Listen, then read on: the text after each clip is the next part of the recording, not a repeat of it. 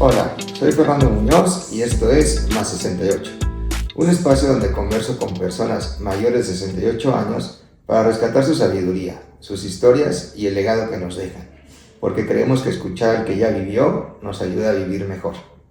En este episodio converso con Virginia Torres Barajas, una mujer que tiene enmarcado en su casa un memorándum del presidente de México. Lo considera más valioso que su título universitario. Virginia es contador público fiscalista. Creció en una familia de 13 hijos en la Ciudad de México y lleva décadas practicando el budismo. Pero lo que más la define no es ninguna de esas cosas. La define lo que hizo cuando su hermana supo que le quedaban 3 meses de vida y le preguntó: ¿qué voy a hacer con mi hija?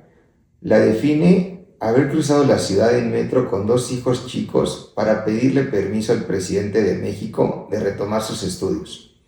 Y la define haber llegado a la India, pararse frente al Dalai Lama y pedirle una foto.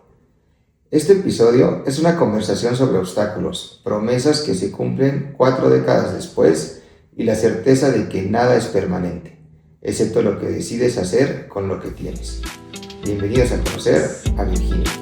Vicky, qué gran gusto, no tenía el gusto, pero bueno, muchísimas gracias por aceptar la invitación, pero sobre todo por recibirnos en tu casa, en la cual ya tuvimos la oportunidad de tener una breve introducción y de la cual se siente una muy bonita vibra, y muchas gracias por aceptar la invitación y platicarnos un poquito de tu vida. Pues bienvenidos. Es muy interesante para mí, es la primera vez que voy a permitir que entren así en mi vida. Pero es una experiencia interesante. Espero te pueda ser de ayuda. Sin duda, sin duda. ¿Sí? Me gusta iniciar estas conversaciones preguntándoles a mis invitados si te pudieras describir de una manera general quién es Vicky, ¿qué dirías? Mira,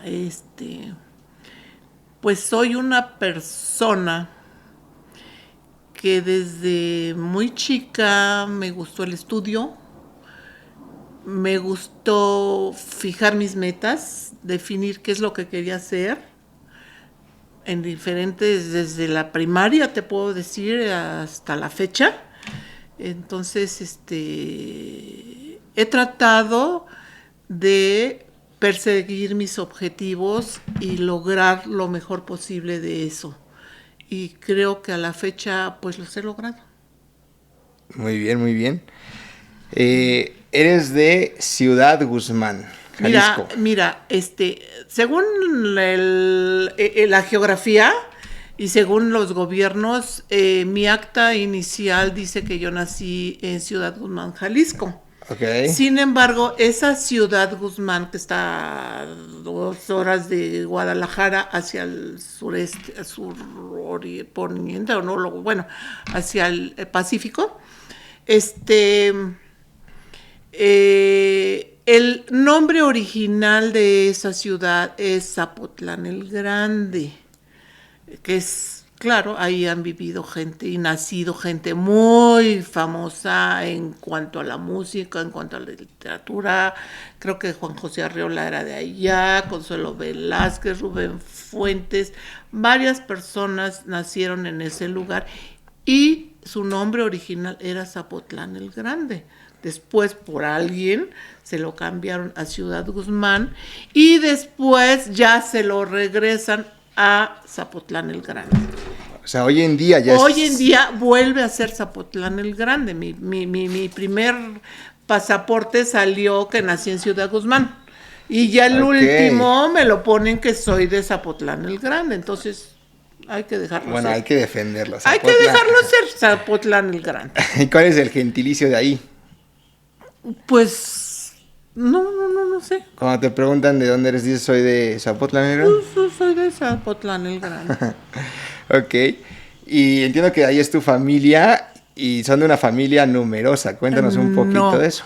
Mis padres, mi madre nació en una ranchería cercana a Cotija, Michoacán. Ok. Y mi padre nació en una población que se llama Quitupan, Jalisco. Okay. Muy cercanas allá, esos caminos, es un pueblo, es ciudad, es Jalisco y otro es Michoacán. Entonces se conocieron ellos allá. Y nacieron allá los primeros 6 hijos en provincia. Todos ellos en el estado de Jalisco. Pero en Zapotlán, o Ciudad Guzmán, nacimos 3. Okay. Una hermana Consuelo, un hermano Cristóbal y yo. Fui la última que nací en provincia. Okay. Mi papá, por buscar camino en su vida y buscar una mejor forma de vivir para la familia, se viene a trabajar a México. Y se enferma mi papá. Estuvo a punto de fallecer mi papá, porque en esa época había 3 fiebres de no sé qué. Entonces mi mamá tiene que venir, se vende todo lo que tenían allá y se viene a México para apoyar a mi papá. Okay. Entonces es como llegamos a la Ciudad de México. Yo tenía 6 meses cuando llegué a la Ciudad de México. Ah, muy chiquita. Sí. Era la más chica en ese momento. ¿Y qué tanto sientes las raíces de Zapotlán? O sea, ¿sí lo sientes y dices Sí soy lo de allá? siento, sí lo siento. La verdad, ¿Regresas? sí. O sea, visitas. Estuvimos mi mamá nunca perdió la comunicación allá, Okay. Su familia era de allá, entonces cada año procuraba visitarlos y nunca perdió su contacto. Entonces, sí me siento de allá. Sí me siento Okay. de allá, aunque toda mi vida la haya prácticamente vivido aquí. Ok, Pero sí siento mi raíz allá. ok. ¿Qué nos puedes platicar? Y yo entiendo que hay mucha diferencia entre las edades de 13 hijos, pero pues sí, en algún momento vivieron los 13. Sí, no hay mucha diferencia, fíjate que, bueno, ¿qué pasa? Mi mamá se casa cuando tenía 20 años. Ok, Los 2 tenían 20 años, ¿sí? Entonces, para esa época ya eran quedados. Sí, entonces, la primera hija fue mujer, fallece a los 2 meses de nacida. ok. Por una mala atención que le dieron a la niña, porque bueno, vivían en una zona muy alejada de la ciudad, que es la primera de los fallecimientos que me tocó ya vivir. Ok, Y de ahí el tercer hijo nace 2 años después, en el 44. uh-huh. En el 46 nace el cuarto hijo, que fallece a los 8 meses. En el 48 nace mi hermana Consuelo, que también ya falleció. Ok. En el 51, o sea, yo fui la más retirada. En el 51 nazco yo. Ok. En el 53 nace mi siguiente hermana. En el 54 son los más juntos, mi hermano, otro hermano. En el 56 nace otro hermano. En el 58 nace otra hermana. En el 60 nace otra hermana. O sea, se la vivió embarazada tu mamá. Pues no, porque yo conocí señoras en esa época que traían cargando uno de la mano el otro, que apenas caminaba, y el otro ya embarazada del otro. Qué bárbaro. O sea, era pues la época. Y buena memoria, digo, pero más que las fechas, o sea, como, entonces sí llegaron a vivir los 13 aquí en Ciudad de México en una casa. No, aquí bueno, no los vivimos 13, los 11, exacto, sí, ya. Sí, sí. Exacto. Y bueno, ¿qué nos puedes platicar de esa casa? O sea, era un Pues hotel, era un departamento, pues primero éramos 5, 4 en un departamento, claro, donde llegamos a la Ciudad de México. De ahí pues nos cambiamos a otro departamento, que a mí me encantó esa colonia. Vivíamos en la colonia Alamos, era muy bonita esa colonia, era otro estilo de vida, otra forma de vida, y de ahí nacieron los siguientes 7 hermanos. Claro. En esa casa nacieron 5 y solamente 2 porque mi mamá acostumbraba tener partera en casa. Ok. Y solamente 2 tuvieron que nacer en hospital. Ok. Porque mi mamá tuvo un percance de uno de mis hermanos, y el último, que ya no debía tener hijos mi mamá, nace cuando mi mamá tenía 46 años, pero fue el más grande y es el más chico a la fecha, nació en 1966. Entonces, imagínate, mi madre empieza en 1941 y termina en 1966. Wow, qué locura. Y hoy las generaciones se enfrían con el segundo, ¿va? No. Yo le decía a mi madre, es que qué admiración, yo me hubiera vuelto loca en tu lugar. Claro. ¿Algo más que nos quieras platicar? ¿Alguna historia de tu niñez? Un poquito antes de entrar al tema de la carrera. Ok, mira, mi mamá nos enseñó a darle resultados. En la casa, en esa época, los padres eran muy duros. Yo no sé si has visto una película que se llama Una familia de tantas, te la recomiendo porque es una vivencia de esa época. Okay. Y era lo que los padres decían, eso se tenía que hacer, era su palabra la ley y párale de contar. Entonces, a mi madre, que fue la que más estudió, ella en su época terminó el 6º año. Mi papá no. Mi papá no tuvo oportunidad de estudiar, sin embargo, sacó adelante a tantos hijos. Aprendió a ser filarmónico, aprendió a tocar violín, y con eso trabajó y mantuvo hasta donde pudo a tantos hijos. Mi madre nos enseñó a darle resultados. No nos exigían 10 ni nada. Decían, dar resultados, que no repruebe uno, que si quieres ir a la escuela, aquí está para que vayas a la escuela, no te puedo dar más. Y el día que alguien le fallaba en la escuela, decía, no quieres estudiar, te sales y te pones a trabajar. Entonces, mi fin no era ese. Mi fin, yo desde chica, en lugar de salirme al recreo, pues me metí a la biblioteca de la escuela, porque teníamos una biblioteca, escuela pública, pero tenía su biblioteca. Y me gustaba meterme a ver los libros y los cuentos que ahí había. Entonces, siempre me llamó mucho la atención el aprender. Qué interesante. Y bueno, decides estudiar contabilidad pública. Sí, decido, ¿por qué? Porque en la casa, pues lo que urgía por el tamaño de familia, pues mi mamá lo que necesitaba era que le ayudaran a la casa, a proveer. Claro. Sí, entonces mis 2 primeras hermanas no quisieron estudiar. Mi mamá les pagó y les hizo que estudiaran por lo menos una carrera corta para que pudieran defenderse en esa época.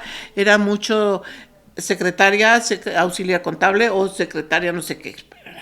Las 2 primeras estudiaron eso. Y entonces mi hermana, la que era antes que yo, empezó a trabajar a los 15 años de secretaria. Y entonces, ¿qué hace? Pues empezar a proveer dinero a la casa.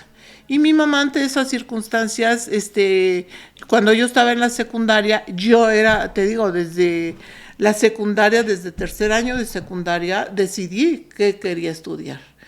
Y me decía mamá, no, ¿para qué estudias? Estudia para secretaria. Dije, no, yo no voy a ser secretaria, mamá. Yo voy a estudiar. Y mi fin era estudiar educación física, pero nunca nos dejaron a las mujeres entrar a una alberca, mucho menos ponernos un traje de baño, ya no digo, no nos dejaban usar pantalón. Entonces, pues nos dice, no, mira, hija, que es que te van a mandar a provincia, no importa, pues te vas conmigo. O sea, siempre le rebatía, si me ponía una traba, yo le buscaba la solución. Le dije, no, yo me voy, no importa. Pero, ¿por qué? Porque mi fin era ese, yo no quería, pues, ser una secretaria. No es que menosprecie, pero no era mi fin. Claro. Entonces, así fue. Entonces, me llego hasta la edad, te estoy hablando que a la edad, yo entro a la escuela superior, entré a la ESCA, y mi mamá nunca me apoyó, bueno, nunca sabía, sino como ella, su fin era otro para mí, yo tuve que investigar en dónde estudiar, que hice en la prepa 6 o en la vocacional 5. Entonces yo investigaba dónde estaban para ir a ver qué tenía que hacer. Claro. Y lo logré entrar a la vocacional. No entré a educación física porque uno de los exámenes era que tenía que echarme un clavado de un trampolín de 3 metros cuando en mi vida había puesto un pie en una alberca. Dije, no lo voy a pasar, ni pierdo el tiempo, me voy por la opción 2. Y fue así que ingresé a la vocacional de Ciencias Sociales. Ahí empecé a estudiar la carrera, porque empieza a ir desde la vocacional, estudié la carrera de contaduría. Llego al 68, me toca el movimiento estudiantil del 68 y yo era me considero, y así en algunos exámenes han dicho que soy un poco, era muy introvertida. Okay. Muy. No parece 7. No, sí, inclusive me hicieron en la CIME hace unos años un examen, unos cuestionarios, y sale que soy introvertida. Okay. Entonces,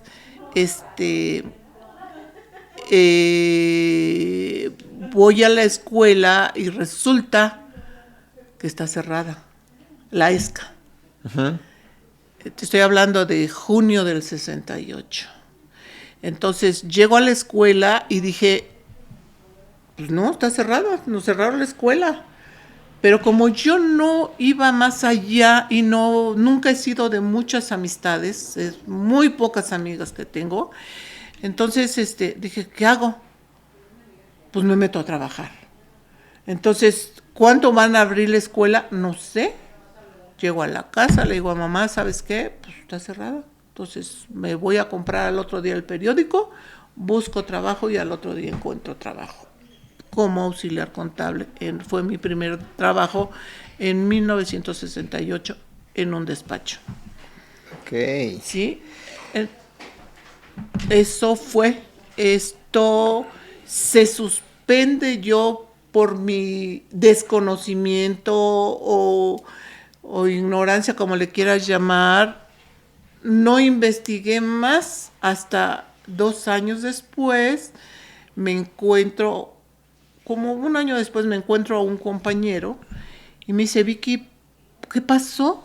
Yo me quedé en el primer año de la carrera en ese momento, en el 68. Le digo, ¿por qué? ¿Por qué ya no seguiste? Le digo, pues porque cerraron la escuela. No, pero hubo clases extramuros. Pues no supe. Entonces, ¿qué pasó? Yo ya me había metido a trabajar. En el 69 me caso, a finales del 69.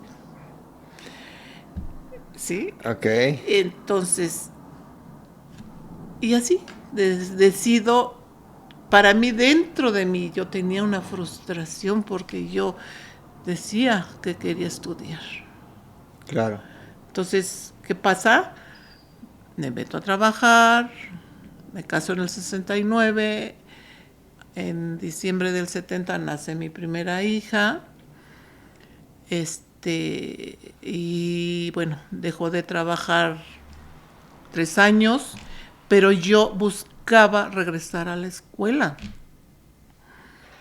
Pero la situación en ese momento con el marido, como decía ¿cómo se llama? La epístola de Melchor Ocampo y los sacerdotes que te decían que tenías que obedecer al marido, pues ya no me dejaban estudiar hasta que logré hacerlo y convencerlo de que yo quería seguir estudiando. Y cuando logro que me diga que sí, empiezo a buscar regresar a la escuela. Y en él te estoy hablando del 73. Ok. Entonces empiezo a ver y voy a la escuela, a la ESCA, y me dicen, no, usted tiene que ir a Zacatenco, al consejo técnico, porque está dada de baja. 5 años habían pasado. Pues sí, pero yo no sabía. El poli no es lo mismo que la universidad. En la universidad te puedes ahí jubilar y de fósil, en el poli no. Okay. Entonces, dije, bueno, empiezo a ver. ¿Y qué hacía yo? Mi hija ya estaba en el kinder. Entonces yo esperaba que mi hija saliera del kinder y empiezo a ver en la ESCA. Y me dicen, ya no puede, tiene que ir al consejo técnico. Bueno, ¿dónde está? En Zacatenco. Entonces, yo no tenía coche, no tenía nada, pues tenía que irme en camiones y todo. Y entonces esperaba yo a que saliera mi hija del kinder y me iba a Zacatenco para ver qué tenía que hacer. Me piden que diga por qué salí de la escuela, porque ya no seguí. Y bueno, expuse a mano toda mi situación de que pues no sabía yo qué había pasado y que yo quería reiniciar mi carrera, ¿sí? Entonces me dicen, ok, lo vamos a pasar su asunto al consejo técnico. Perfecto. Y la respuesta fue, usted ya está dada de baja en forma definitiva, pero no deje de estudiar, está la bancaria, está esto. Le dije, mire, yo no tengo dinero para pagar una escuela, ¿sí? Entonces, ¿por qué si ustedes me están diciendo que no deje de estudiar, por qué no me dan mi inscripción? No, pues ese es el resultado del acuerdo del consejo técnico. Dije, ok, frustración, dije no, ¿por qué no? Y era tanto mi deseo de seguir, de verdad te lo voy a decir, un día soñé que iba a ver al presidente para que el presidente me dejara entrar a la escuela. Entonces dije, sí, y entonces dije, bueno, ¿y por qué no lo hago? Y entonces yo no sabía dije el presidente, pues está en Palacio Nacional, agarro a mis hijos, me espero a que salga mi hija de la escuela, mi segundo hijo estaba chiquito, me lo tenía que llevar, y entonces me iba en el metro, salía ahí en Palacio, y entonces voy muy a quererme meter por la puerta, ¿cómo se llama? Por la que entra, creo, el Mariana, donde entra el presidente, y me dicen los soldados, que antes podía acceder uno. Me dice, señora, por aquí no puede entrar, puede pasar por la puerta central. Ah, gracias. Oiga, ¿dónde está la oficina del presidente? Y me guían, me dicen, era Luis Echeverría el presidente en ese momento. Entonces me dicen, vaya, se tal un laberinto, y me mandan a la oficina del secretario particular del presidente. ¿Que quién crees que era? Ignacio Valle, el que trae tantas cosas aquí de las situaciones de ahora, pero era el secretario particular de Luis Echeverría. Okay. Entonces llego, pido cita y, no señora, ya es muy tarde, véngase mañana más temprano. Dijo, bueno, ya lo hice, y al otro día ya me pasan, ellos tienen secretarios auxiliares, y me pasan con uno de los secretarios. Me tocó un lindísimo secretario que de verdad lo amé, porque me recibió y me dice, señora, dígame qué quiere.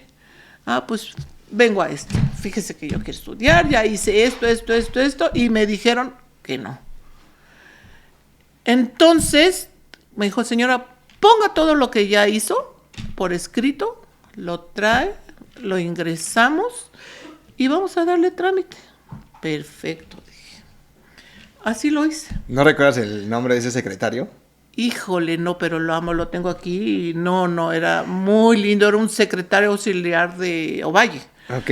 Lo pregunto porque una de mis preguntas era qué obstáculos hubo para terminar tu carrera, y ahorita No, escuchando esta odisea. O sea, no, pero antes de llegar a él, ahorita te voy, mira, lo que me enseñó eso es que los obstáculos se los pone uno, no los otros. No hay que permitir que el del escritorio te detenga, porque el del escritorio de afuera me dijo, no, señora, pero es que mire, aquí pues esto, véngase mañana porque va a estar difícil.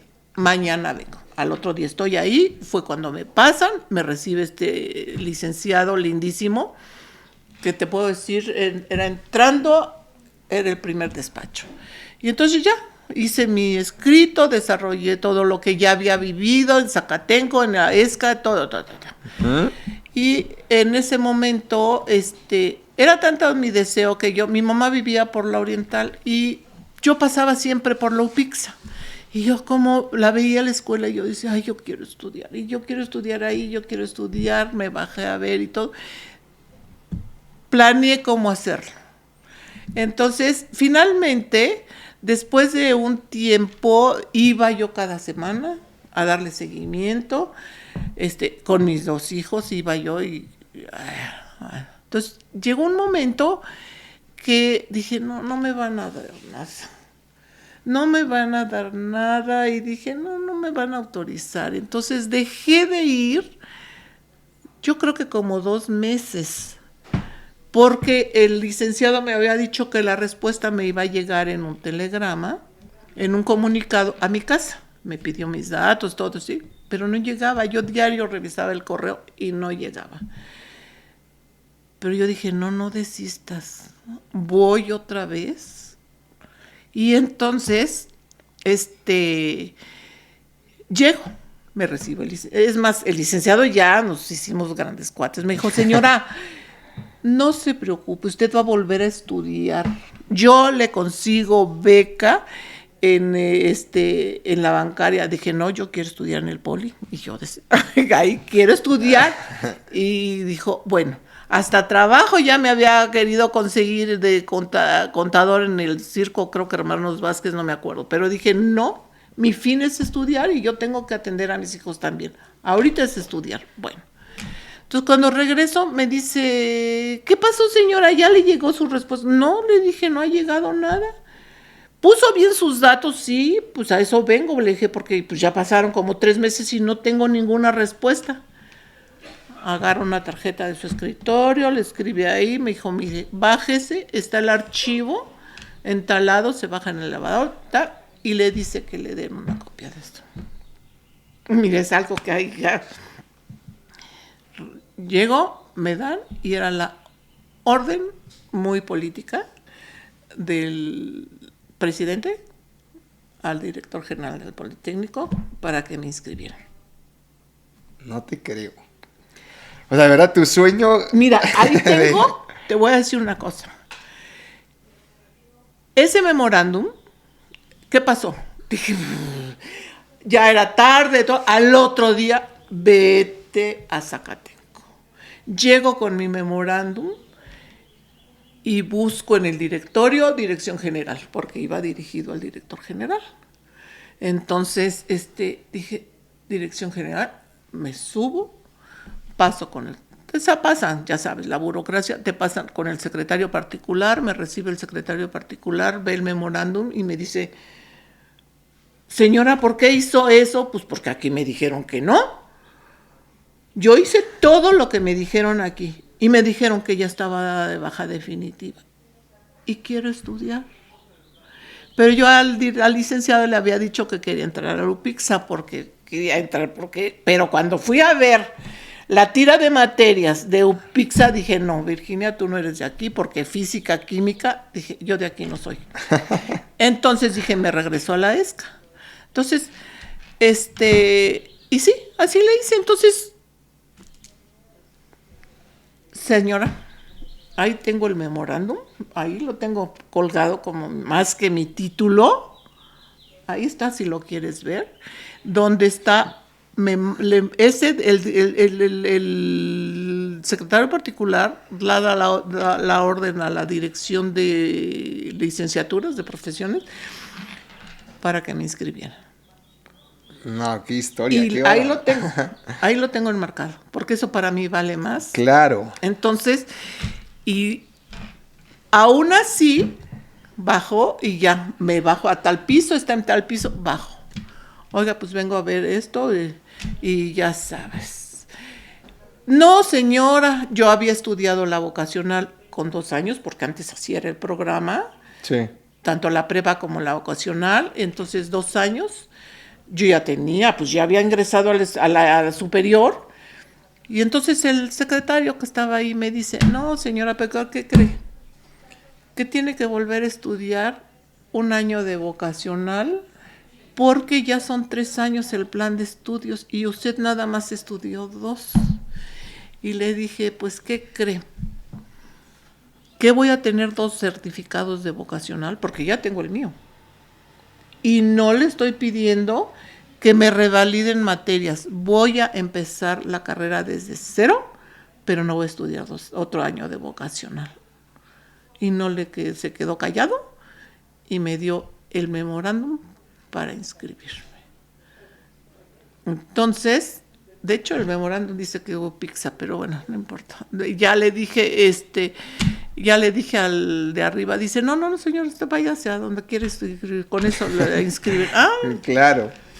y corriendo me fui a la ESCA y me inscribieron, pero rapidísimo. Entonces, ¿qué me enseñó esto?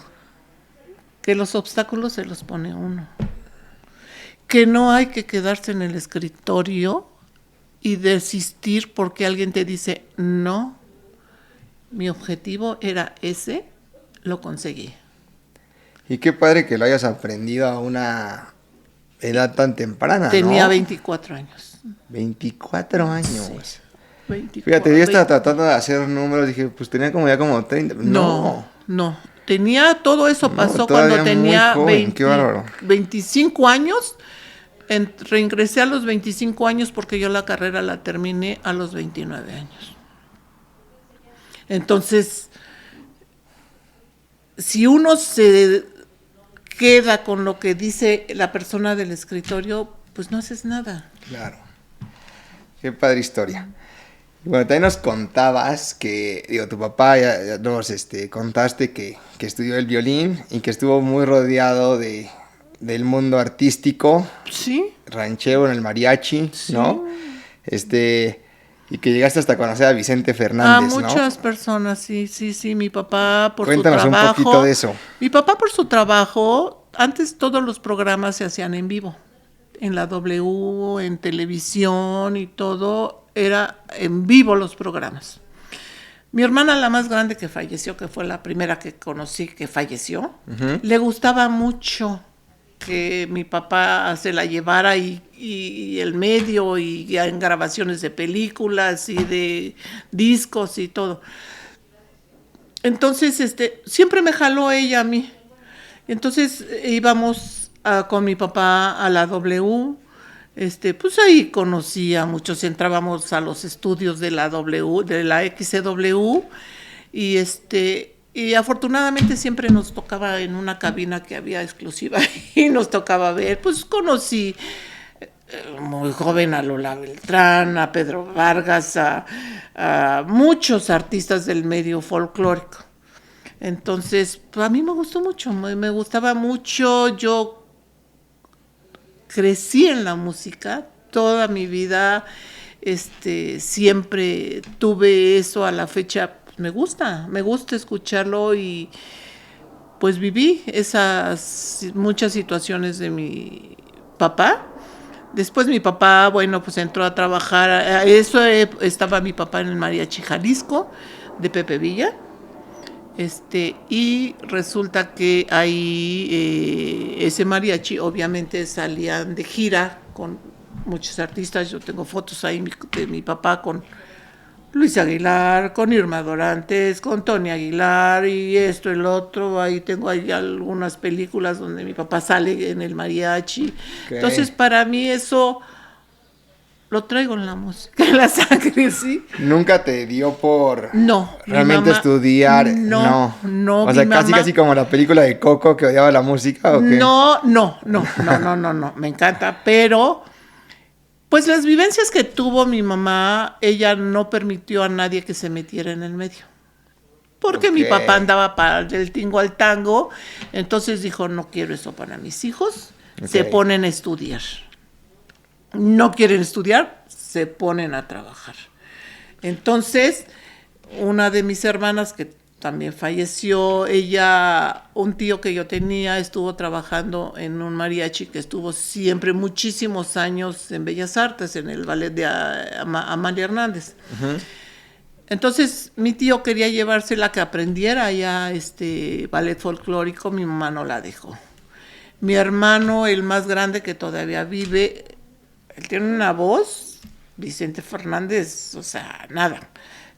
Pero mi mamá nunca dijo no. Y mi papá solamente a 2 de mis hermanos los metió a una escuela de música, que son los que aprendieron a tocar guitarra, algún instrumento, que fue el más chico. Okay. Y el 7º hermano. Pero mi mamá no quiso nunca inculcarlos a dedicarse a eso. No. Ok. Y a mí no, pues no, mi fin era más académico, más estudio. En algún lugar, en un momento decía, yo quisiera aprender a tocar piano, pero no se me dio. Ok, pues digo, es válido también esa parte, ¿no? Y de Vicente Fernández, mi papá después de que salió del Mariachi Jalisco por un evento muy fuerte que a mí me tocó vivir, que fue la desgracia de Pepe Villa, que era el director creativo del Mariachi Jalisco y del Mariachi México, de Pepe Villa. Me tocó estar en el accidente que ahí perdieron la vida unas personas. Estaba yo dentro del carro de Pepe y bueno, ahí lo metieron a la cárcel, no siendo culpable, pero se deshace el mariachi donde estaba mi papá, pues él buscó otro camino y entró a trabajar al Amanecer Tapatío. El Amanecer Tapatío era un restaurante, digamos que era el Arroyo de aquella época. Uh-huh. Y Vicente Fernández, cuando llega de provincia, él estaba muy escaso de recursos, vivía en y fue a pedir que le dieran oportunidad de entrar como cantante al mariachi, donde estaba mi papá, y le dan la oportunidad de que entre al mariachi, y ahí empezó Vicente. Mi papá, cada año, cada festejo de mi mamá, que era Guadalupe, el día 12 de diciembre, cada año le llevaban mañanitas a mi mamá el 12 de diciembre. Entonces, y cada bautizo, que le tocó vivir muchos, claro. Mi papá le pedía a sus compañeros de mariachi que fueran a tocar a la casa y tocaban muy padre. Entonces, claro, para mí era un ambiente muy bonito. Y dentro de lo que fue mi hermana más, las 2 últimos hermanos, Vicente estuvo en la casa, cantaba, por ahí al ver algunas fotos y de Vicente, pero él empezó así, entonces cantaba ahí en la casa, le costó mucho trabajo también a Vicente salir adelante. Pero pues así los conocimos. Cada 12 de diciembre la Chuy, que era la dueña de ese restaurante, hacía una peregrinación y llevaba a todos sus empleados a festejarlo. Entonces invitaba ahí también artistas, pues David Sáizar, Iván X. Toda la farándula de la época. Entonces te puedo decir que, pues sí, pero pues mucho gusto, ¿no? Me tocó vivirlo, pero claro, no creas que a mí me atraía eso, no. Ya, solamente disfrutabas. Disfrutarlo. Claro. Disfrutarlo. Claro, porque pues, hay que reconocer que era buena. No, claro, la música, ¿no? Yo te puedo decir que mi papá, tengo discos donde le tocó grabar mucho con Javier Solís, con muchos, o sea, le tocó mucho ese medio. Interesante. ¿Cómo se llamaba tu padre? Benjamín Torres Munguía. Benjamín Torres Munguía. Y bueno, Virginia, también nos contaste o nos describiste que pues has tenido que vivir, digo, de una familia grande, pero has vivido varias pérdidas entre las vidas de tus padres, pero hay una muy especial que es la de tu hermana Lupita, ¿no? Pues mira, yo creo que todas en diferente forma, Claro. nos ha tocado. Mi mamá, yo le reconozco, mi madre fue una mujer muy sabia, porque lo que ella decía pasaba. Entonces la primera hermana que falleció fue mi hermana Angelina, y yo la estuve acompañando en su proceso de partir, junto con otras hermanas que vivían ahí en la casa de mamá, porque la casa de mamá era muy grande. Entonces, ella, su proceso de partir, creo que me enseñó a aprender lo que es el partir de una persona de esta vida. Fueron experiencias muy enriquecedoras, pero mi mamá, yo le decía a mamá, es que está pasando esto. Ah, sí, hija, es que está pasando esto. Entonces ella me decía qué estaba pasando. Y sí es cierto. Entonces es el proceso del morir de una persona. Entonces ahí empecé a aprender lo que es que si yo puedo apoyar a una persona que está sufriendo porque se va a ir y la vida me permite ayudarlo, lo hago con mucho gusto. Porque uno como ser humano dice, es que no quiero que te vayas, pero no está uno pensando en el que se va, en el sufrimiento que está teniendo esa persona que se tiene que ir. Entonces, sí, ella fue la primera. Después, mi segundo hermano, ella muere en octubre del 85. Okay. El 31 de octubre de 85. Le dijeron que vivía 3 meses y 3 meses vivió. A mi siguiente hermano fallece antes, 2 meses antes de que cumpliera 28 años. Lo asesinan. Es horrible, te puedo decir, cada fallecimiento es muy diferente. A mi siguiente hermano él tenía 28 años, iba a cumplir en el 87. Y luego mi hermano, ¿quién fue? Mi papá. Mi papá fallece en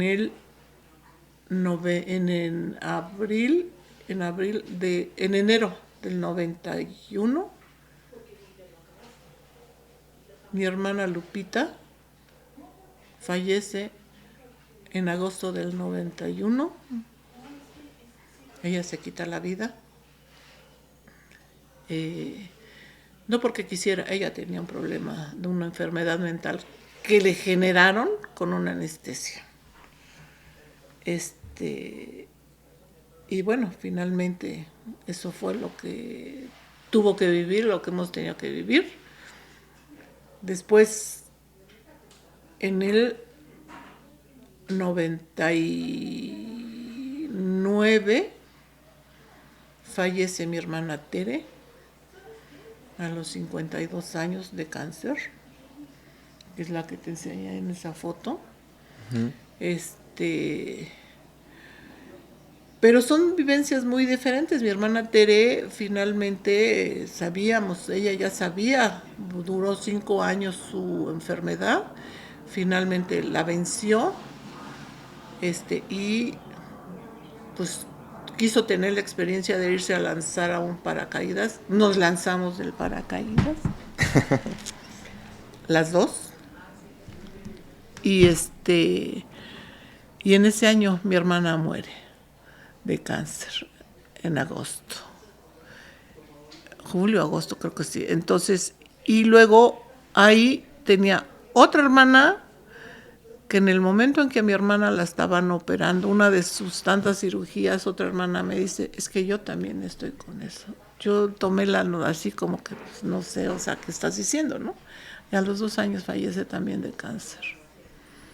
Entonces, son muy diferentes las partidas.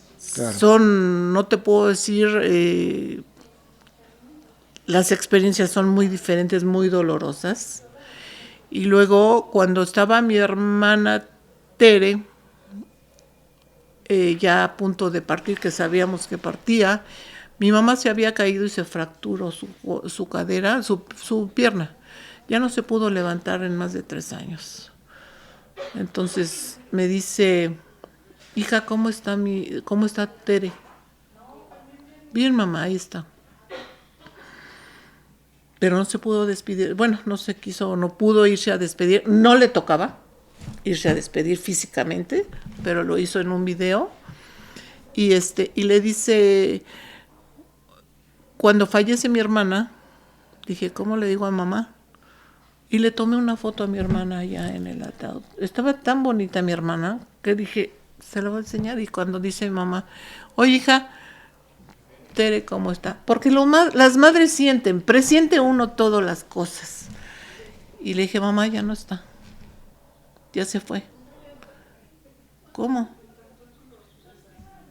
Sí, mamá, ya se fue. ¿Quieres verla? Me dice, sí. Agarro mi celular, le dije, mira. Y entonces me dice mi mamá, ay, hija, ¿qué voy a hacer? Se me están yendo mis hijos. Dije, pues tú qué puedes hacer, nada. No puedes hacer nada, mamá. No está en tus manos hacerlo. Les toca irse. Y mi siguiente hermana, que fue Consuelo, que era más grande que yo, de ella ya no le dije a mi mamá, porque pues ya era mucho. Mi mamá ya tenía 92 años. Okay. Ya no quise decirle que también ya se había ido. Y pues así fue. Entonces, pues la vida me ha permitido aprender que hay que ayudar en lo que uno pueda a los seres que parten. Y creo que es lo mejor que me ha tocado a mí hacer en mi vida. Que sin duda eso me lleva y quisiera que nos contaras este acto de amor de recibir a Angie en tu familia. Bueno, cuando le dicen a mi hermana, bueno, se le informa que va a fallecer. Uh-huh. Estábamos en la casa de mi mamá, así en la mesa del comedor, y se le da la noticia, y entonces ella, su expresión fue, no hizo más, se sube a la recámara, me voy atrás de ella y le dije, voltea y me pregunta, ¿es cierto? Le dije, sí. ¿Sí? Me dijo, ella era madre soltera, quiso ser madre soltera. En ese momento su hija tenía 12 años, acaba de cumplir 12 años. Y me dice, ¿qué voy a hacer con mi hija? No te preocupes, si quieres, yo me quedo con ella, si tú quieres. Y me dijo, ¿de verdad? Sí, claro. Ocúpate de ti ahorita, no de ella.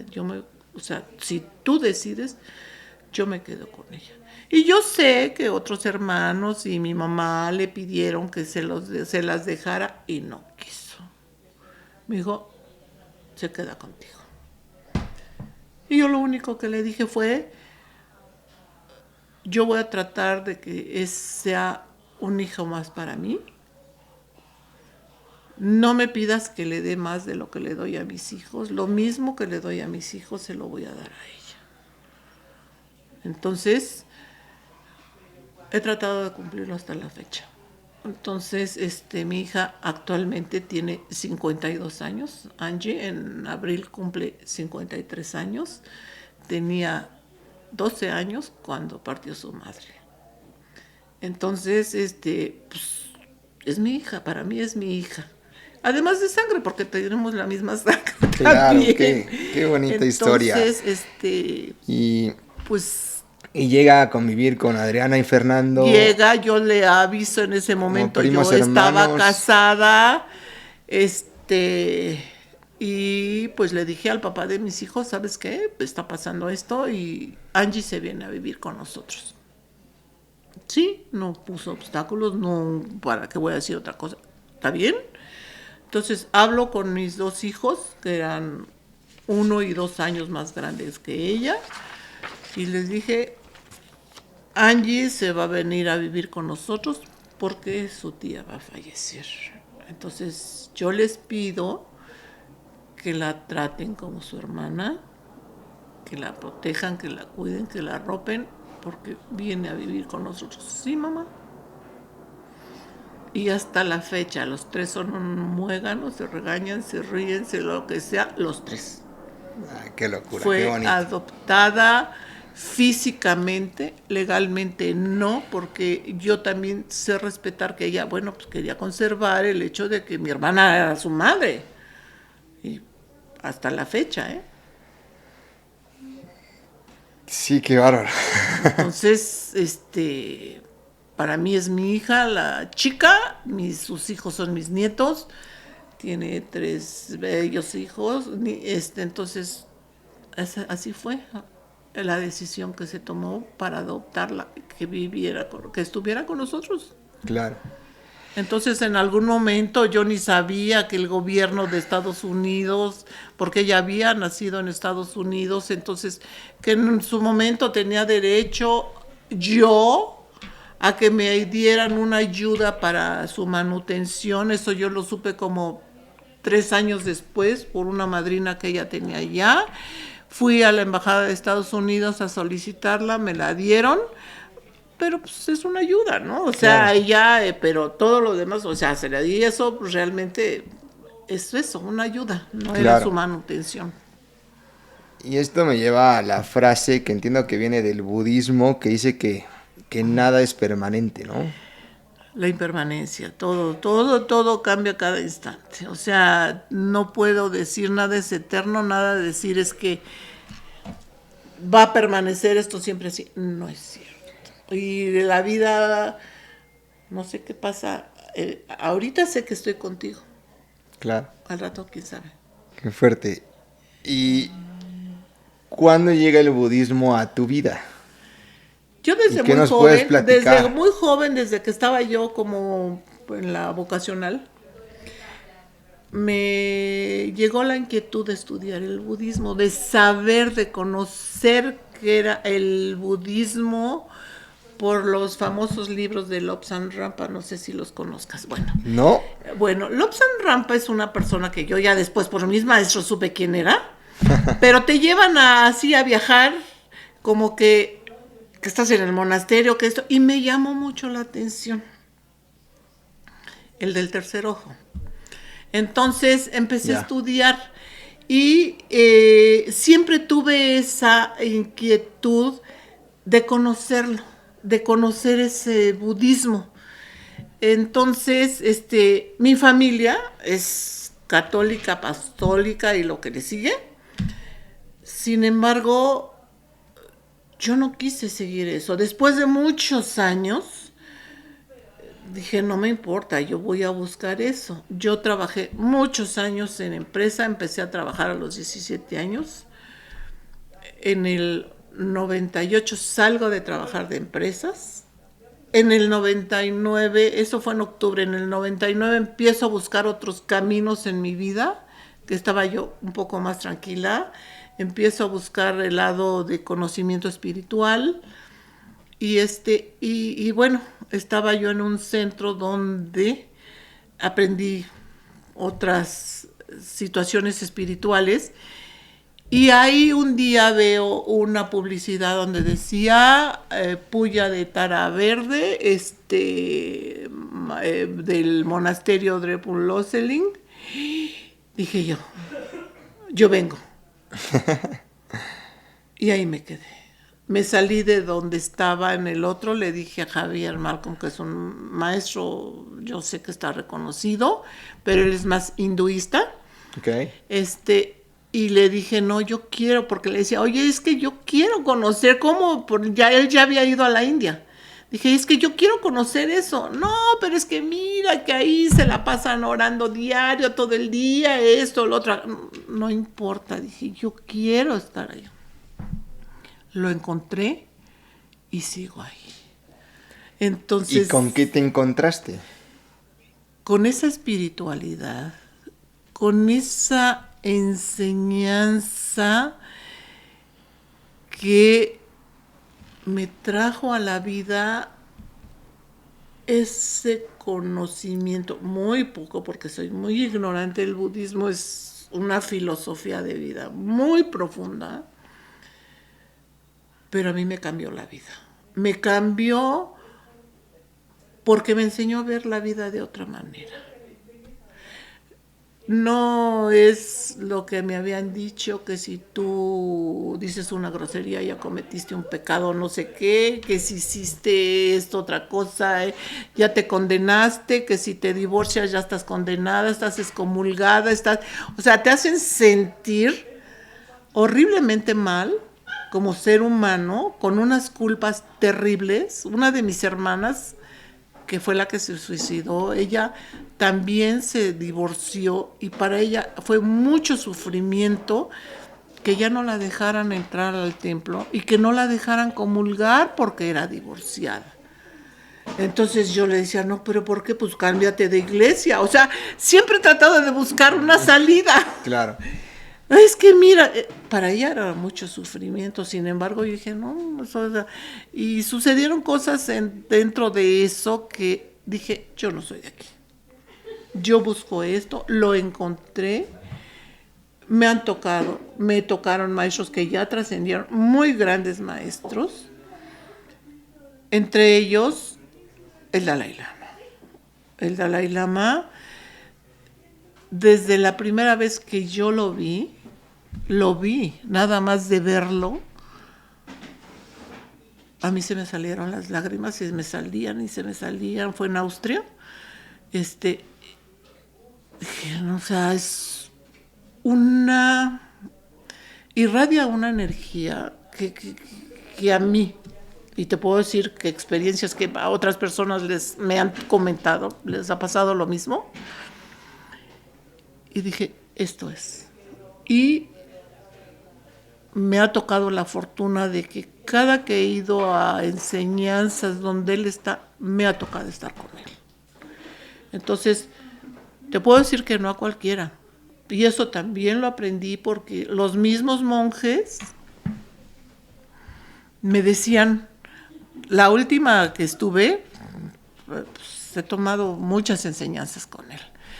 Entonces, les enseñé la foto que él me pidió que me tomaran, o sea, y no cualquiera, ni ellos como monjes les ha tocado esa fortuna, de veras, es que es algo que hay que vivirlo para entenderlo. Entonces, ¿qué te puedo decir? Que mi forma de ver la vida, mi forma de pensar es otra. Si tú puedes ayudar a una persona, ayúdala. Trata tú de ser un mejor ser humano, pero si no puedes ayudar a un ser, no lo perjudiques. Busca tu equilibrio mental para que puedas ayudar, porque si tú no te ayudas a ti mismo, pues ¿cómo vas a poder ayudar a los demás? Y yo creo que sí, porque me ha tocado, por cosas de la vida, ayudar a personas que en mi vida había tenido una relación con ellas, pero me toca estar con ellas cuando saben que van a partir, y les pude ayudar junto con mi hermana Tere, que ya falleció, a fallecer de una manera muy tranquila, y su familia yo lo hice de corazón porque me nacía, Claro. no porque andarme exhibiendo, ni mucho menos nada. Sé que necesitaba esa persona y la vida me permitió ayudarlo. Entonces, de verdad, para mí eso es muy grato, tener esa oportunidad de ayudar. Y el budismo a mí, te puedo decir que lo poco que conozco, porque es una filosofía de vida muy profunda, muy extensa, muy que hay que aprender a entender desde la terminología, pero se me han abierto las puertas, se me abrieron las puertas en diferentes formas. Te voy a decir una anécdota de eso. Yo iba a ese instituto, bueno, a ese lugar para aprender la filosofía budista. Y después, en el 99 empecé. En el 2002 empiezan a hacer el nuevo templo, que es el equivalente al Potala de Tíbet, en la India. Y entonces, ¿por qué? Yo no era la directora, yo iba a tomar mis clases. Y si los monjes necesitaban trasladarse, yo los ayudaba, yo esto, yo lo otro. Y un día sentada ahí, me llega un sobre del monasterio. Dije, ay, caray. Y lo veo, y era la invitación que me hicieron para asistir a la inauguración del nuevo salón de plegarias en la India. Wow. Y dije, estaba un arquitecto ahí conmigo porque estábamos viendo, dije, ¿en serio? Sí. Ahí lo tengo. Y fuiste. Claro. Eso me costó separarme de mi segundo marido. ¿Por qué? Pues porque, mira, yo ya aprendí que lo que yo quiero hacer en mi vida, lo voy a hacer. No me interesa. Yo le pedía, ¿por qué no estás conmigo? O sea, yo no quiero que tú te cambies al budismo. Simplemente acompáñame. No, que no vas, yo me voy. Me fui. Y desde esa primera ocasión me tocó estar con el Dalai Lama cuando entra al salón que fue en Graz, en Austria.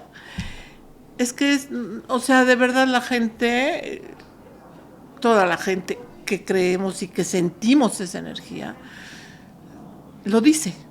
Entonces, me tocó estar así enfrente de él, aquí. Y la gente se me sentaba encima porque querían estar en el lugar que a mí me tocó. Pues espérate, ¿no? Entonces, aquí. Y comunicarme con él visualmente. ¿Esto fue en Austria o en la India? En Austria. En Austria. Eso fue la primera vez que lo vi, en 2002. En la India me invitan a esa inauguración del nuevo salón de plegarias. Fue una experiencia de vida extraordinaria que... ¿En qué año fue? En el 90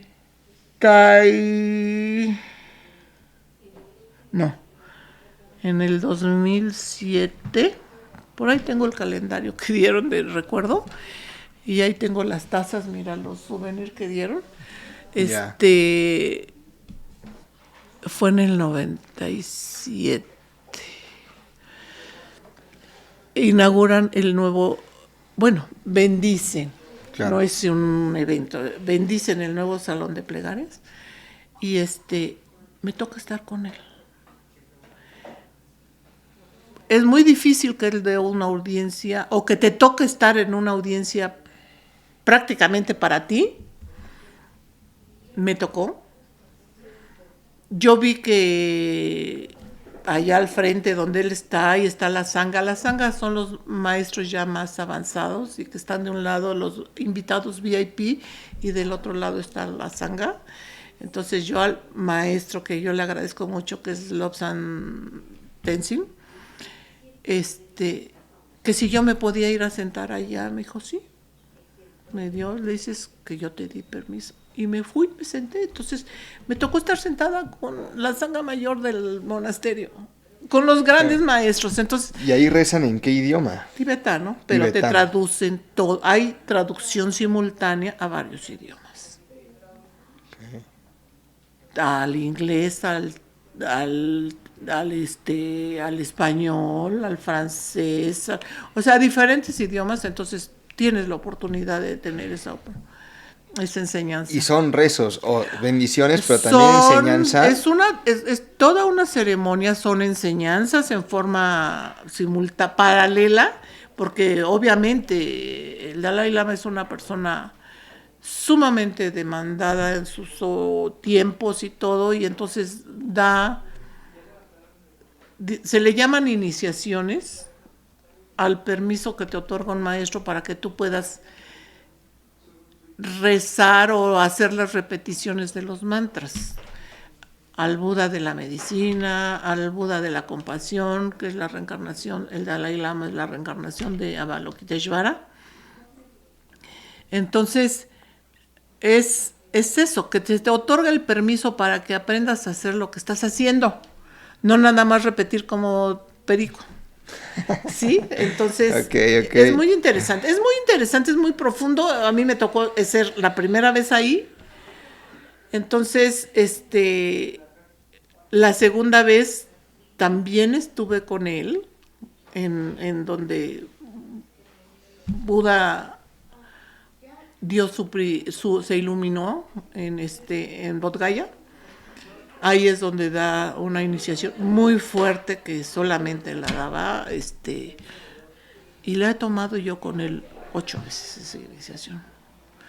Pero siempre me ha tocado estar, y en la última vez que estuve yo con él fue en 2017. Y también ahí me tocó eso, vivir con él, que me tocó estar porque me tocaba estar.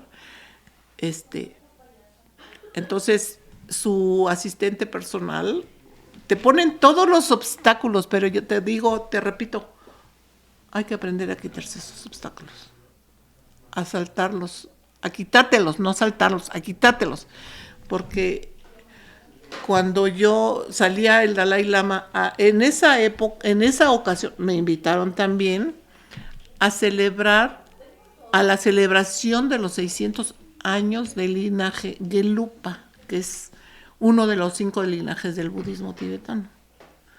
Entonces, tengo una foto con el pedacito de pastel que me tocó, que nos dieron. No a todos, a unos, pero tengo mi foto con eso. Y me dicen,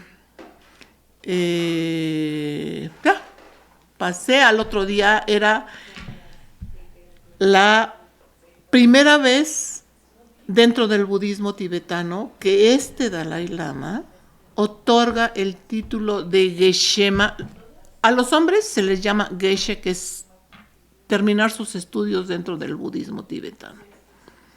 Hay más niveles, pero no te voy a decir más. Claro. Y luego, a las mujeres se les dice Geshemas, por ser mujeres. Sin embargo, en 600 años no se les había reconocido a las mujeres otorgarles ese título.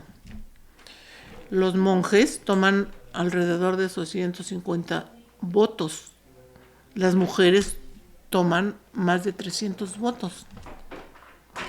Entonces, monjas muy avanzadas ya le decían, ¿por qué a nosotros no se nos reconoce? Entonces, él tomó la decisión de decir, sí, claro. Y fue la primera vez que él les otorgó el título a las monjas de Geshemas. Y me tocó estar en esa celebración. Okay. Entonces, yo me voy a la celebración. Nos dan unos distintivos para que tú puedas pasar, porque es una zona muy restringida, muy protegida por la situación del Dalai Lama. Y yo me la llevé. Entonces, acostumbré a sentarme en un cuadrito de este tamaño, en el suelo, cuando no había silla. Entonces, llegué y estaba llenísimo. Llego yo y digo, híjole, pues a ver dónde me siento, porque todo estaba lleno, andaba buscando una persona que yo habíamos ido juntas. Veo que baja la escalinata una monja y va y me toma a mí del brazo. Y me preguntan que si, en inglés, que si yo era guest. Le dije, sí. Ven, me toma del brazo y me sube la escalinata y me lleva al lugar de los VIP, donde estaba la sangha. En ese momento iba a salir el Dalai Lama para empezar la ceremonia. Me detengo yo antes del pasillo donde pasa el Dalai Lama y él voltea y me dice, ¿de dónde vienes? Le digo, de México. Ok, ya, 2, 3 palabras, ahí está la foto.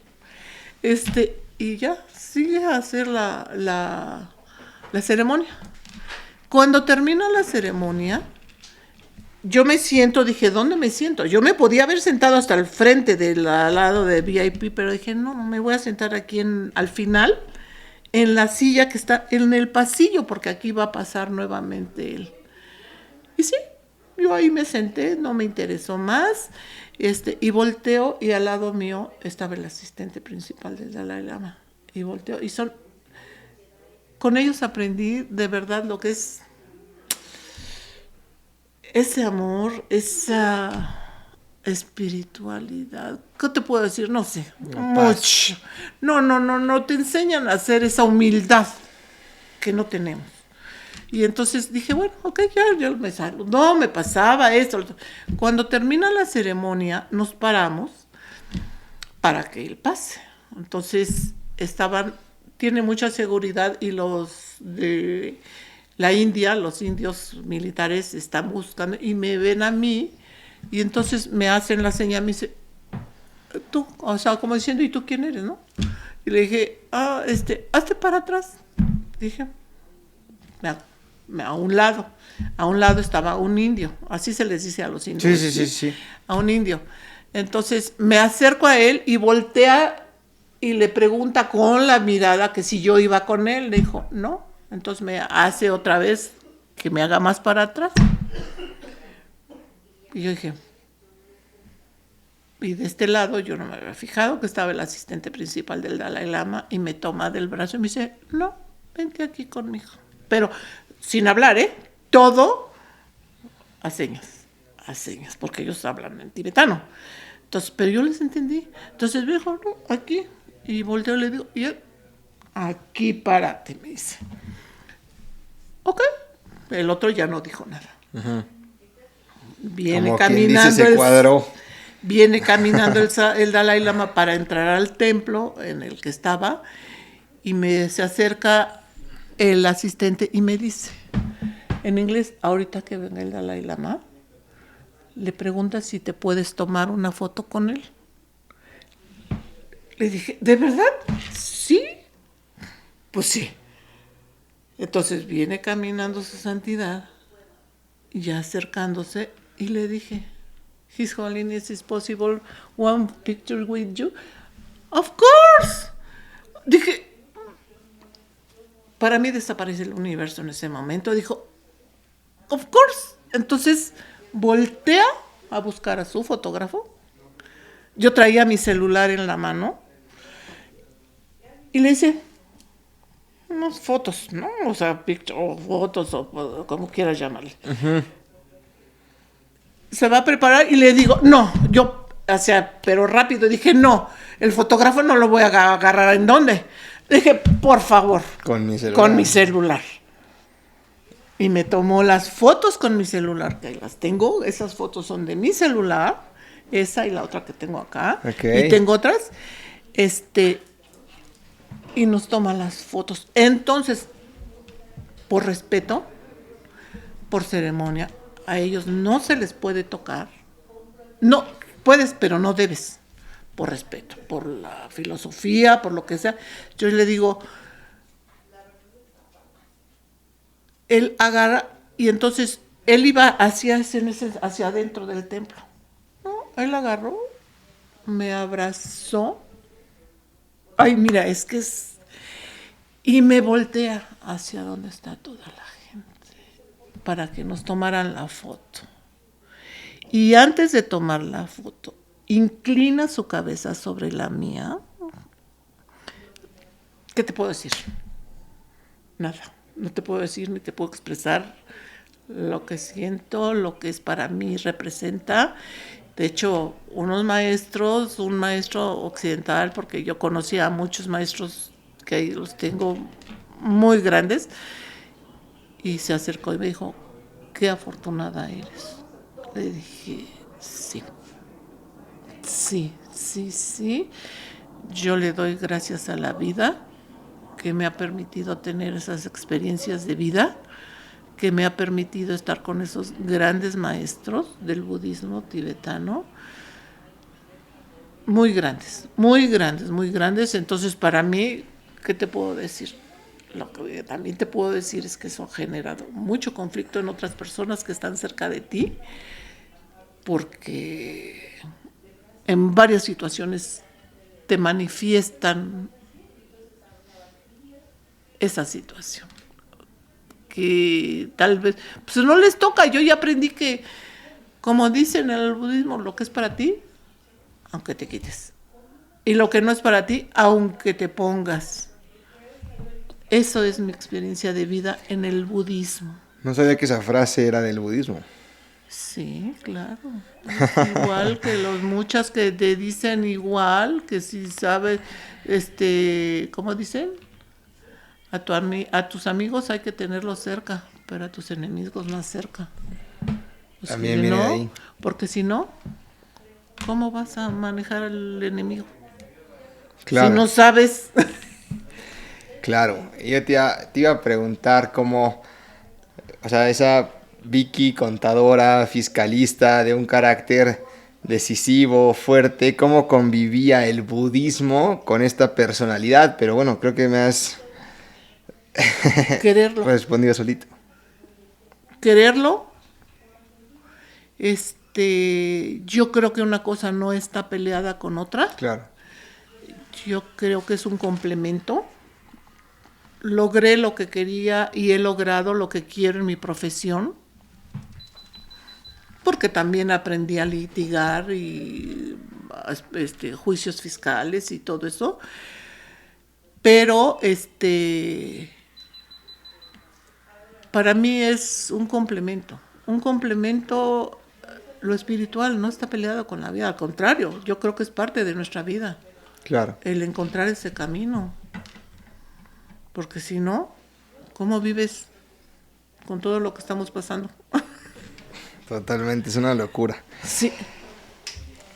Tienes una historia que nos platicabas de cómo aprendiste a manejar. Pues una de las decisiones que he tomado, que he tenido que tomar en la vida, ¿por qué? Mira, el papá de mis hijos fue una persona muy dominante hacia mi persona. Yo no soy nada de lo que era en ese momento. Ok. Era una persona muy sometida. Aceptar la vida como así me decían, es que así es. Y dices, pero para mí dentro de mí era una frustración muy grande. Entonces yo trabajaba, en ese momento yo trabajaba en Hacienda. Fui funcionaria de Hacienda hace muchos años.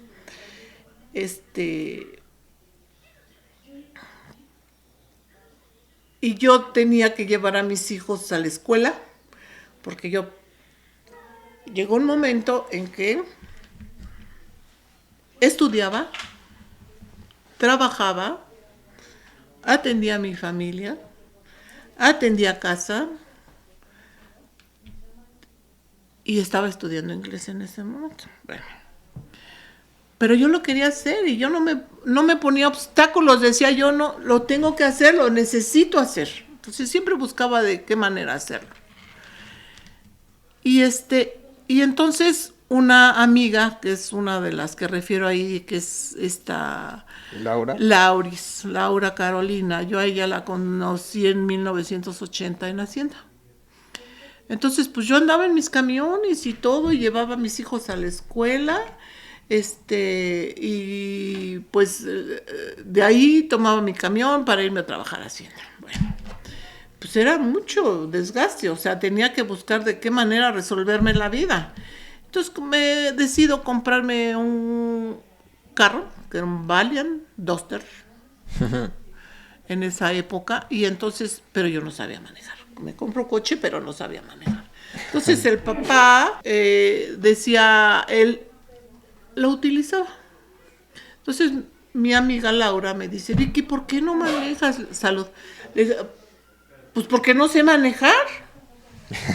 Entonces le digo, enséñame a manejar. Ok. Entonces me dice, nos vamos ahí atrás de la alberca olímpica, que todo eso era estacionamiento donde podía uno aprender a manejar. Y en el coche iba yo. Entonces dije, y la primera clase, el grito, no, sí, no. Uf, hay que tolerar y aguantar. Bueno. En la segunda clase, no, le dije, a ver, prefiero tomar clases, pagar clase, pero no más estar gritando. Y lo dejé. Y él seguía manejando el auto. Entonces, unos años después, un día vamos a pasear allá con su familia en un fraccionamiento que era todo desierto, todo. Y dije, a ver, Virginia, maneja, a ver si puedes hacerlo, ¿no? Y entonces agarro el coche y le dije, dame las llaves. No, voy a manejar. Me subo al carro, voy manejando y al querer retornar en el camellón, no, pues no sabía. Entonces me subo al camellón. Dije, chin, ahí va. Van corriendo su hermano, digo, los que están, y a bajar el coche del camellón, porque pues, afortunadamente no había gente, era un fraccionamiento que estaban haciendo apenas. Y bueno, no pasó más. Volví otro tiempo. Pero una ocasión me quisieron asaltar, en 2 ocasiones en el camión. Dije, no, a ver, lo tengo que hacer. Y esta Laura me dijo, Vicky, aviéntate a manejar. No, que no te dé miedo. Dije, mira, lo peor que puede pasar es que se te apague el coche. Y no importa, si te quedas a media calle, no importa, tú vuélvelo a aprender. Y entonces todo eso a mí me hacía reflexionar. Y entonces, como yo era jefe en ese momento ahí en Hacienda, dependían de mí unos inspectores ya muy grandes, y un señor, uno de ellos me dice, mire, contadora, yo cuando manejo tengo una filosofía. Soy sordo, soy mudo y soy huérfano. Ah, sí, le dije. Le digo, ¿por qué? Pues sí, si me mientan la madre, no oigo. Soy mudo, no se las repito. Y cuál es sordo, mudo y huérfano. Y si me mientan la madre, pues no tengo madre. No puedo hablar, soy mudo y no te la contesto. Soy sordo, pues no te oí. Entonces dije, para mí esos son... ¿Le gustó la filosofía? Dije, ¿por qué no la sigo? Entonces lo seguí. Y un día decido yo, un sábado, yo tenía una cuenta en High Life, que era una cuenta y tenía que pagar cada mes ir al centro de la ciudad, ahí en Madero y Gante. Entonces, el papá traía el coche y yo dije, voy a manejar. Entonces, le digo, habíamos ido a comprar unas cosas ahí por el eje central y le digo, dame las llaves. ¿Por qué? Le digo, porque yo voy a manejar. No, ¿cómo crees? O sea, esas limitaciones que ponen. Dije, dame las llaves. Yo por dentro decía, pues es mi coche, ¿por qué no? Dije, dame las llaves.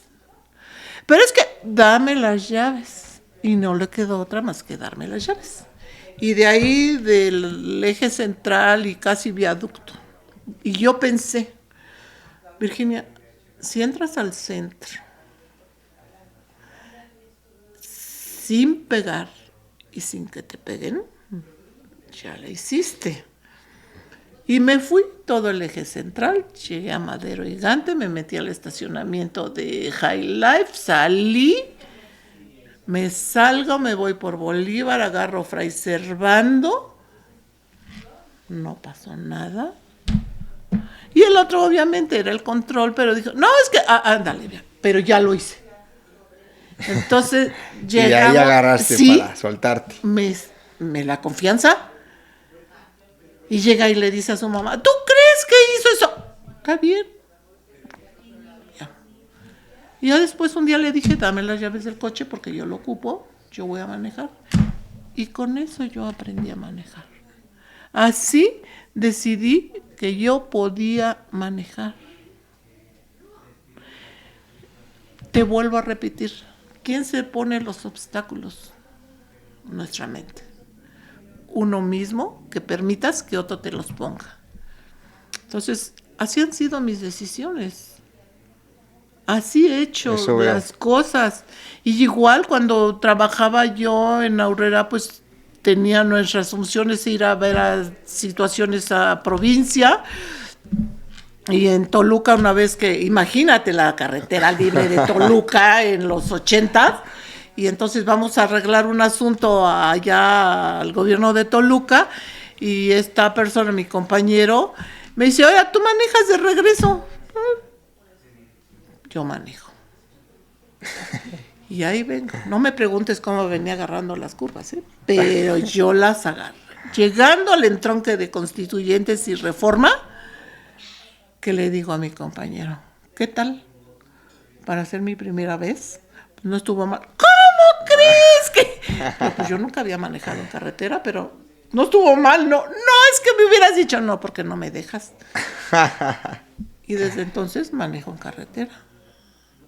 Entonces, pues creo que he aprendido de la vida que es eso, es la decisión que uno tome en tu vida, claro, como tú la quieras manejar tu vida.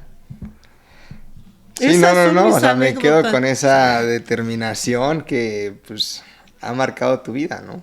Sí, porque la vida me ha llevado a tomar esas decisiones y a no frustrarme, que en su momento tuve muchas limitaciones, pero dije, no quiero eso para mí. Bonita historia y tenía que ser contada. Y yo te digo, y mi casa, igual, cuando decidí tener una casa, vivíamos en un departamento en la colonia postal, y entonces dije, voy a comprar un terreno, venimos por acá unas visitas, vi venta de terrenos, fui a ver y yo tenía dinero ahorrado, y dije, me voy a comprar un terreno. Y entonces el papá de mis hijos decía, no, mejor un departamento. Dije, mira, para un departamento me quedo a vivir donde estamos, no. Y compré un terreno ahí en ese fraccionamiento. Y ya después fui ahorrando, esa casa la hice yo. Con mis ahorros. Con mis sueldos. Cuando logré lo que quería.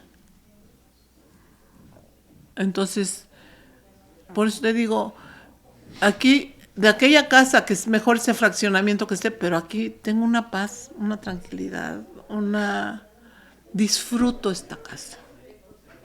Se ve. Disfruto. Y bueno, tienes, porque honor a quien honor merece, tienes 3 hijos, ajá, Adriana, Fernando y Angélica. Sí. ¿Qué has aprendido siendo madre? Que yo creo que es la responsabilidad más grande que tiene uno en la vida, porque yo creo que, mi sentir es que busco que ellos sean unos buenos seres humanos, que puedan vivir por ellos mismos, lograr sus metas, y no conformarse en la vida. No conformarse, porque eso no lleva a nada. Entonces, unas cosas nos cuestan más trabajo que otras, más tiempo que otras. El punto es que si tú te fijas esos objetivos, no desistir en cumplirlos. Porque si no, dice, ay, no, no lo logré. Si yo hubiese desistido de lo de mi reingreso a la escuela, pues no lo hubiera hecho. Pero Claro. no, es no desistir y creo que es lo que les he tratado de transmitir a los tres, porque al final de cuentas traté yo de pues darles, creo que les di hasta de más, pero bueno, más en el sentido de que ellos tenían que hacerse ya responsables de eso, pero lo hicieron y lo han hecho. Pero es eso, los tres son muy diferentes. Mi mamá decía, los hijos son como los dedos de una mano, ninguno es igual, y sí es cierto. Entonces, mira, mi hija, la grande, es psicóloga. Me costó mucho trabajo. Ella, de hecho, el año pasado no, se tituló, terminó porque yo dije, titúlate, no quité del renglón hasta que logré que retomara eso.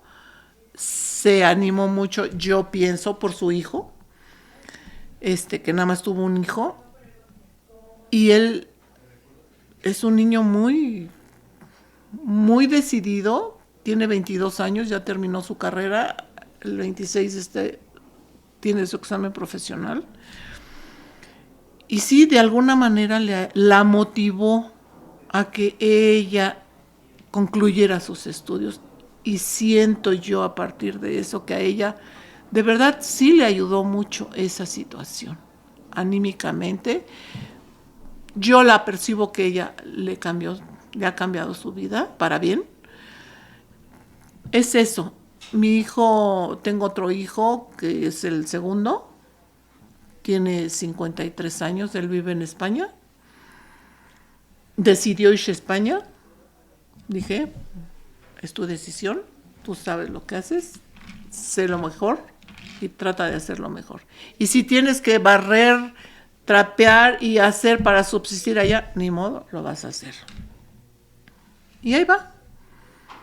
Y la más chica, Angie, que es a la que yo adopté, que es mi hija, que yo no la siento como adoptada, es mi hija, ella es intérprete traductor y es licenciada en Administración Financiera. Tiene 2 títulos, es madre de 3 hijos y es una mujer muy luchadora, muy trabajadora, muy disciplinada,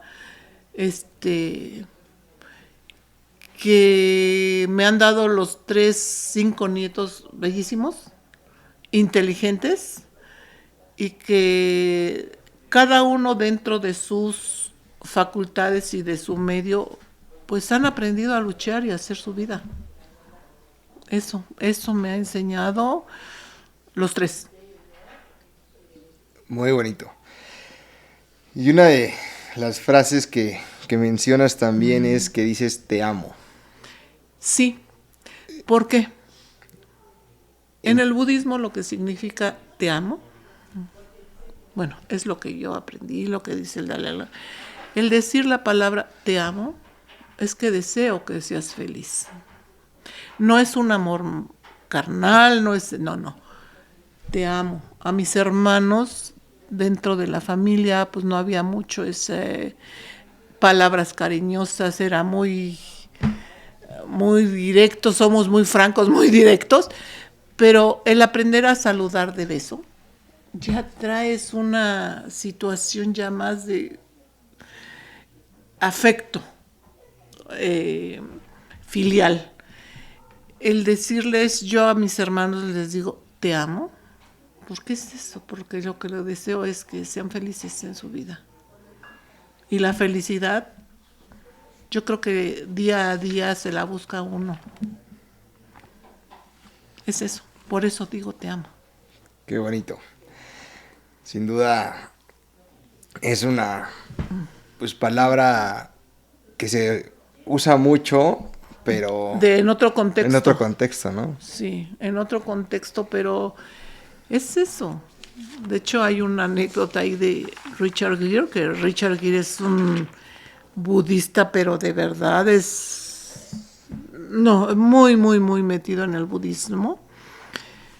él alguna ocasión en una entrevista que le hicieron dice que diario le pregunta a su esposa, ¿cómo te puedo hacer feliz hoy? Es el hoy. No es ayer. El ayer ya pasó. No puedes hacer nada. El mañana, quién sabe si llegue. Pero hoy, cuando se despierta, dice, ¿cómo te puedo hacer feliz hoy? Wow. Entonces, ¿cómo puedo ser feliz hoy? Pues yo busco mi tranquilidad, mi estabilidad. La vida me ha permitido tener, pues más o menos una estabilidad. No soy millonaria, pero sí he trabajado por estar tranquila. Y me siento tranquila. No deseo estar ya gastando. Sí, eso sí me encantaría. Eso, mi fin es poder seguir viajando, todo lo que pueda viajar, porque los viajes enriquecen mucho. Pero mis ahorros me han costado. Claro. Y los he disfrutado. Entonces, aquí estamos en esto. Padrísimo, padrísimo. Hoy. Ya para ir cerrando, Vicky, porque, sí, porque hemos platicado muchísimo. Sí. No, pues yo dije, no, bueno. Si Adriana, Fernando o Angie o alguno de tus 5 nietos escuchara esta conversación en un futuro, ¿qué te gustaría que recordaran de ti? Que los amo. Que he trabajado por que tengan una mejor forma de vida. Que mis 5 nietos me recuerden, yo les transmito ese apapacho, ese amor. Me encantan, los amo. Son muy guapos, muy inteligentes y todo. Eso es lo que me gustaría, que no desistan en su vida, que busquen lograr sus objetivos y que sea lograrlo para su bienestar, para su satisfacción, sin perjudicar a nadie. Muy bonito mensaje. Eso. Pues muchísimas gracias, Vicky. Qué manera de abrir tu corazón, de contar todas tus experiencias de vida. Espero haber logrado el objetivo y cumplir tus expectativas de este ejercicio. Y pues no me queda nada más que agradecerte. No, pues gracias a ti. Creo que me costaba mucho trabajo aceptar que tenía que hacer esto, porque te vuelvo a repetir, no es fácil para mí aceptar a una persona como amigo. Tengo muy pocos amigos, te puedo decir que con los dedos de una mano, pero los que tengo son muy sinceros. Me duele su partida, bueno, no duele, siento su partida, porque el dolor, como dice Buda, el dolor es necesario, pero el sufrimiento es voluntario. Sí sufre uno porque es una partida, pero pues no me voy a clavar en eso. La vida sigue. Entonces, es eso. ¿Qué te puedo decir? La vida sigue. La vida sigue y estamos aquí lo mejor que podamos seguir y lo mejor que la vida nos permita seguir. Y adelante. Muchas gracias. Gracias a ti.